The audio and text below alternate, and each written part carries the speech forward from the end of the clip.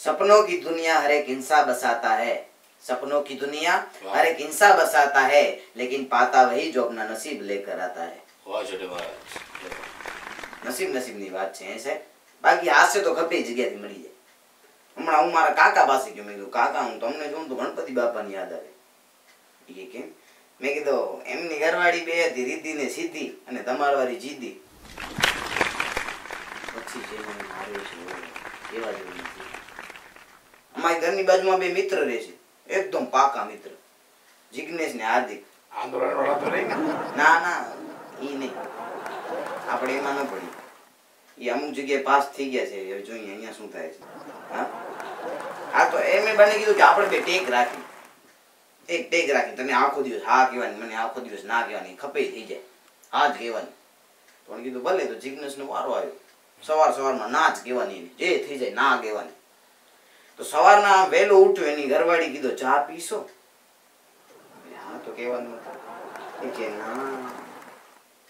પછી બારે ગયો, હવે એને ખબર છે આ કેબિન વાળો ડાયરેક્ટ કટી ખણી જ આવશે, હવે એને શું ખબર છે ડાયરેક્ટ ખણી જ આવશે। ત્યારે તો એને પૂછ્યું, શું જિગ્નેશભાઈ સેટિંગ લઈ આવું?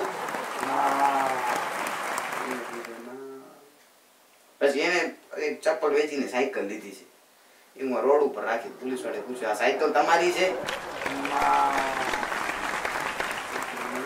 સાયકલ હાલી ગઈ કે હું ગામમાં રહીશ ને તો તકલીફ થશે, હું બહાર હાલ્યો જાઉં ગામની।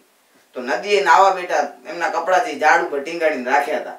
તો હું બે ત્રણ કોઈ ગોવાળી આવ્યા, એ કે કપડા તમારા છે?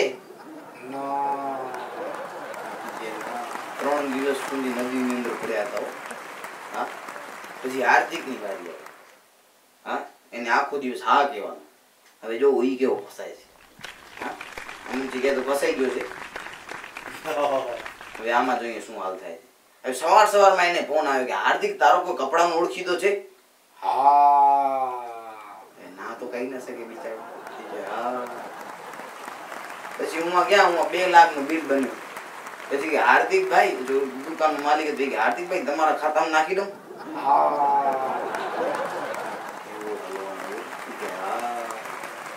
પછી રોડ ઉપર જતો તો એક્સિડન્ટ થયો, એને શું જોવાનું બહુ આદત છે।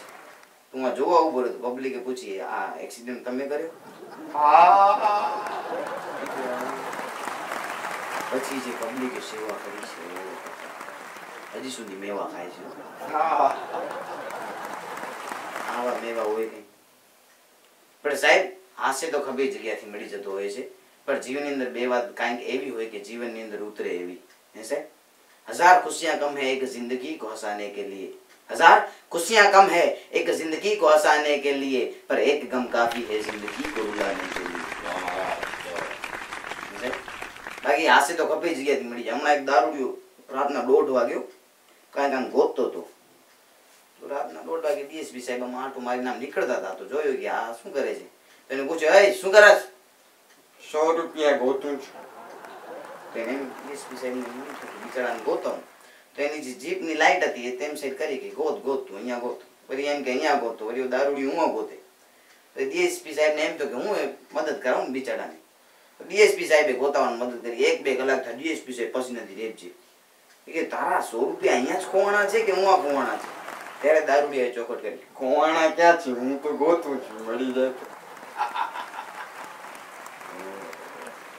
આમ નથી ગોચર, પરંતુ સાહેબ જીવનની અંદર જે વસ્તુ સમજાય એમાં જ મજા આવે, જે વસ્તુ સમજાય એમાં જ મજા છે। કારણ કે જો હું જલેબી નથી તોય ખવાઈ જાય છે, જો હું જલેબી નથી તોય ખવાઈ જાય છે, આંખ નદી નથી તોય છલાઈ જાય છે, આંખ નદી નથી તોય છલાઈ જાય છે, દુશ્મની બીજ નથી તોય વવાઈ જાય છે, દુશ્મની બીજ નથી તોય વવાઈ જાય છે, કુદરત પત્ની નથી તોય રીસાઈ જાય છે, કુદરત પત્ની નથી તોય રીસાઈ જાય છે, પણ સાહેબ માણસ હવામાન નથી તોય બદલાઈ જાય છે।